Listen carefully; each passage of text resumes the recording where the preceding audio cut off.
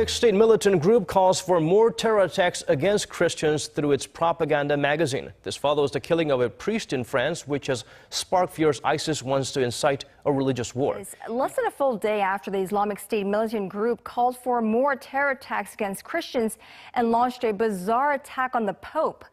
The extremist and militant group is now threatening to kill Russian President Vladimir Putin. The Islamic State militant group has called for more terror attacks against Christians. The cover of the latest issue of the group's Dabiq magazine, released on Sunday, shows an ISIS member ripping a cross off the roof of a church with the title "Break the Cross." In the magazine, ISIS calls on others to join the terror group and for its members in Western countries to attack Christians without hesitation, citing the latest attacks by jihadists in Orlando, France, Germany, and Bangladesh as examples. The magazine also seeks to explain the group's recent terror attacks and suggests the cross worshippers and democratic pagans of the West should repent by abandoning Christianity and accepting Islam. The magazine's release comes amid a heightened state of alert in Europe and the U.S. after the killing of the French priest and a string of other ISIS-inspired attacks. Analysts see the statements as part of the militant group's efforts to cast itself as a protector of Muslims and incite a religious conflict between Christians and Muslims. 3 Chinese Navy fleets conducted a drill in the East China Sea to test combat readiness. The combined drill involved ships, jets, submarines, and coastal defense forces. It was led by the East China Sea Fleet and joined by the South China Sea Fleet and the North China Sea Fleet. Scores of missiles and torpedoes were fired in the simulated battle scenes. The entire exercise was carried out under heavy electromagnetic interference to test the actual combat ability of the troops and the equipment. 16 Qingtongsha military drill, which began last month, continues in northwest China's Ningxia Autonomous Region. In the latest stage of the live-fire exercise, self-propelled artillery guns and long-range rockets have been used for the first time. Each of China's 5 commands will send 1 artillery brigade to take part in the drill, which runs until the end of August. Authorities say they hope to improve the capabilities of organization and command, as well as the overall combat ability of troops. On Tuesday, the annual Japanese Defense Review expressed deep concern over what they see as China's coercive takeover in the South China Sea. The report noted that it was particularly troubling that Beijing had decided to ignore international rulings holding that the area did not belong to China. The white paper from Japan's Defense Department comes less than a month after an arbitration court in The Hague invalidated China's sweeping claims in the disputed South China Sea. Flood concerns at this hour tonight amid the storms hitting right now. It comes after that historic flooding in Maryland triggered by torrential rains. A human chain saving a woman, more than 100 others saved too. The power of that rushing water washing cars away as they were toys. The water tearing up the asphalt, this car almost buried underneath it. Ginger Z is standing by with the track of these new storms hitting right now, but first ABC's Gio Benitez with that dramatic human chain.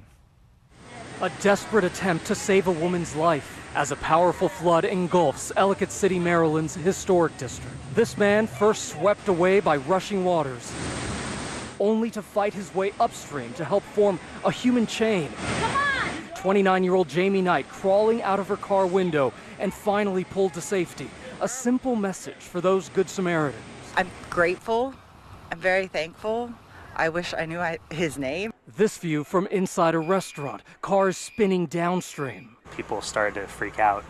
So everybody was getting up and trying to figure out where to go. Oh my God! 2 customers who went out into the storm lost their lives in what meteorologists are calling a 1 in 1,000 rain event. Popular vacation spot off limits to pregnant women. The CDC issued a travel advisory for part of Miami after Florida confirmed more cases of the Zika virus. Right now, Florida's governor has just announced that the number of Zika cases likely caused by local mosquitoes has risen to 14. Governor Rick Scott is asking for federal help.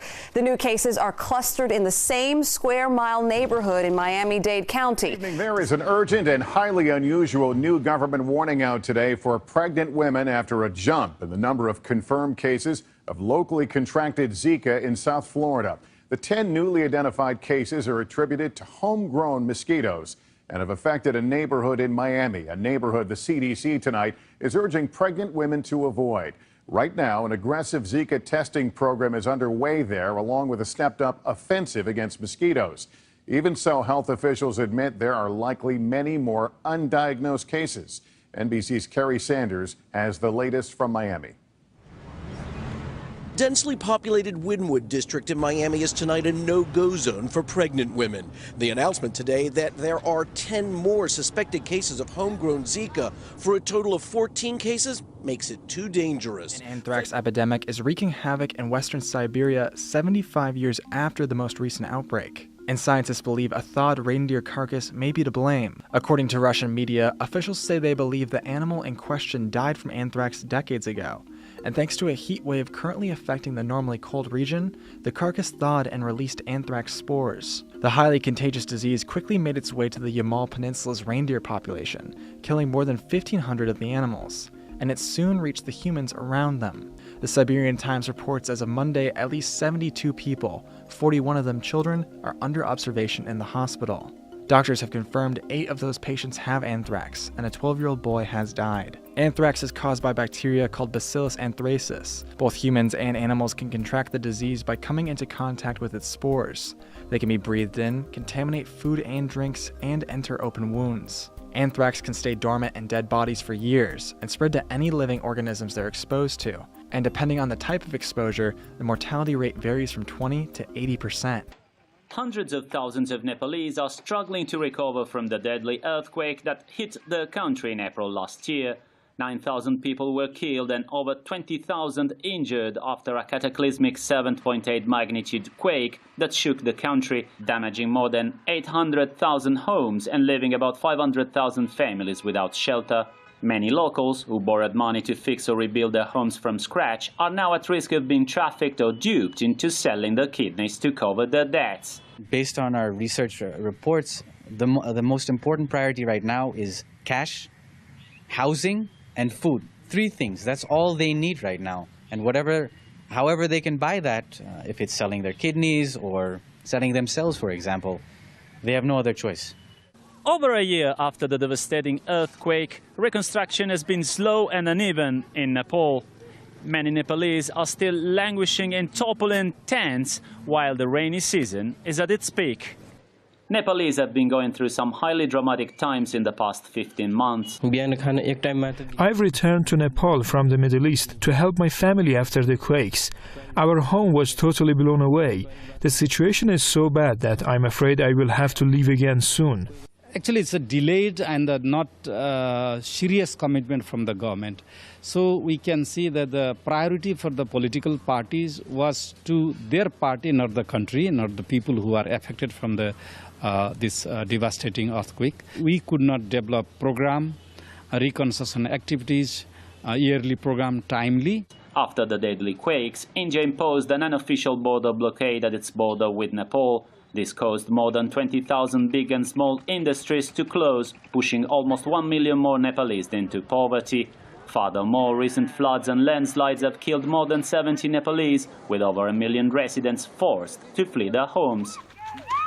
Farmers doing their best to shoo locusts off their farms, but their efforts have little impact. This has been the situation in Madagascar since April 2013. The government has embarked on a program to keep the infestation under control. In the southwest, which is the heart of the locust plague, Cyclone Haruna, which struck Madagascar in February 2013, has worsened the situation, not only causing considerable damage but also improving the locust breeding conditions for a longer period than usual. Now, rice and other crops are at risk of considerable damage, which can have a wider impact on domestic supply and cereal prices. Depending on its size and density, a locust swarm can consume up to 100,000 tons per day of green vegetation.